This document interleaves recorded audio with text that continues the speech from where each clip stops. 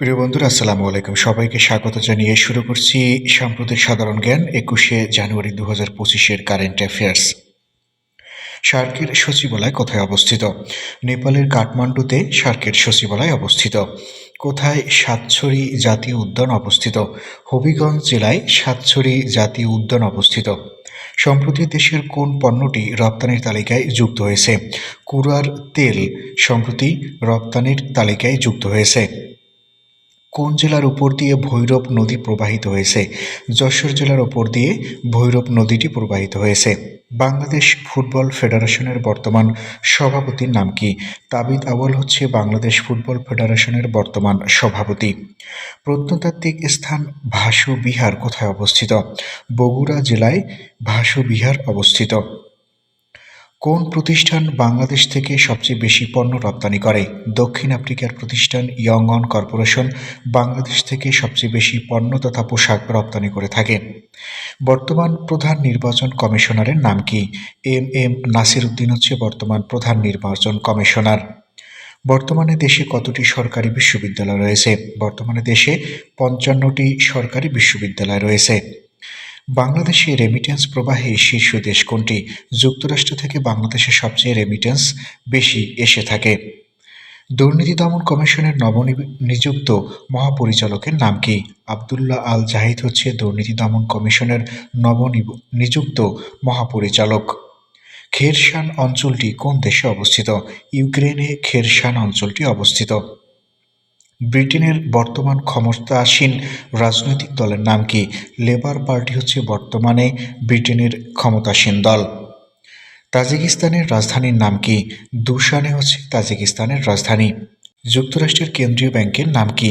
Federal reserve bank হচ্ছে যুক্তরাষ্ট্রের কেন্দ্রীয় ব্যাংক। কোন দেশ কৃত্রিম দ্বীপে বিশ্বের বৃহত্তম বিমানবন্দর নির্মাণ করেছে? চীন কৃত্রিম দ্বীপে বিশ্বের বৃহত্তম বিমানবন্দর নির্মাণ করেছে। ইরানের প্রথম সিগন্যাল ইন্টেলিজেন্স শিপ এর নাম কি? জাগ্রস হচ্ছে ইরানের প্রথম সিগন্যাল ইন্টেলিজেন্স শিপ। বাংলাদেশের মহাকাশ গবেষণা ও দূর অনুধাবন সংস্থাকে সংক্ষেপে কি বলা হয়? স্পারসো বলা হয়। সম্প্রতি বাংলাদেশি কোন বিজ্ঞানী যুক্তরাষ্ট্রের প্রেসিডেন্সিয়াল মেডেল অর্জন করেন? এহসান হক সম্প্রতি যুক্তরাষ্ট্রের প্রেসিডেন্সিয়াল মেডেল অর্জন করেছেন।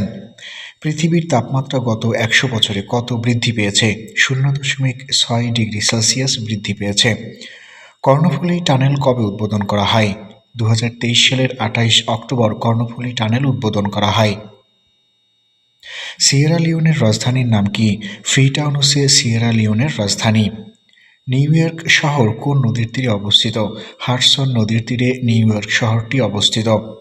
কত সালে জাপান পার্ল হারবার আক্রমণ করে? ১৯৪১ সালের ৭ ডিসেম্বর জাপান আমেরিকার পার্ল হারবার আক্রমণ করেন। বাগলান কোন দেশের একটি প্রদেশ? আফগানিস্তানের একটি প্রদেশ হচ্ছে বাগলান।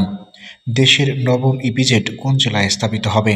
পটুয়াখালী জেলায় দেশের নবম ইপিজেড স্থাপিত হবে। বাংলাদেশ মহাকাশে স্যাটেলাইট প্রেরণকারী কততম দেশ? ৫৭তম দেশ হিসেবে বাংলাদেশ মহাকাশে স্যাটেলাইট প্রেরণ করেছে। টেকসই উন্নয়ন অভিষ্ট অর্জনে কোন সংস্থা কাজ করে? জাতিসংঘ টেকসই উন্নয়ন অভিষ্ট লক্ষ্য অর্জনে কাজ করে থাকে। এসডিজি অর্জনের সময়সীমা কত সাল পর্যন্ত? ২০৩০ সাল পর্যন্ত। আন্তর্জাতিক শ্রম সংস্থা কত সালে গঠিত হয়? ১৯১৯ সালে আন্তর্জাতিক শ্রম সংস্থা গঠিত হয়।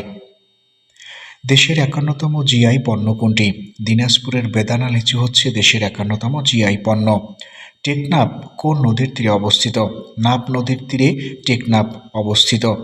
দেশের সবচেয়ে বড় গ্রামের নাম কি? বানিয়াচং হচ্ছে দেশের সবচেয়ে বড় গ্রাম।